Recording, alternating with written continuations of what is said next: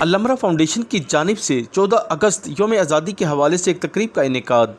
شاہی قلعہ عالمگیری get میں کیا گیا، جس میں DIG محبوب اسلم، صوفیہ وڑائچ و دیگر شخصیات نے بھی شرکت کی۔ اس موقع پر الامرا فاؤنڈیشن نے بچوں کے ہمراہ جشن آزادی کا کیک کاٹا اور ان بچوں کو 14 اگست کی تاریخی اہمیت کے حوالے سے بتایا گیا کہ یہ آزادی ہمیں اپنے لیڈر قائد اعظم محمد علی جناح اور علامہ اقبال کی جدوجہد اور ہمارے بڑوں کی قربانیوں کی بدولت حاصل ہوئی ہے۔ ہمیں آزادی کے دن ان لوگوں کی جدوجہد اور قربانیوں کو بھی یاد رکھنا چاہیے۔ الامرا فاؤنڈیشن نے بچوں کو شاہی قلعہ کے تاریخی مقامات کی سیر بھی کرائی۔ اس موقع پر صوفیہ وڑائچ نے میڈیا سے گفتگو کرتے ہوئے بتایا کہ ہم سب پاکستانیوں کو اسی جوش و خروش اور اسی جذبے کے ساتھ اپنے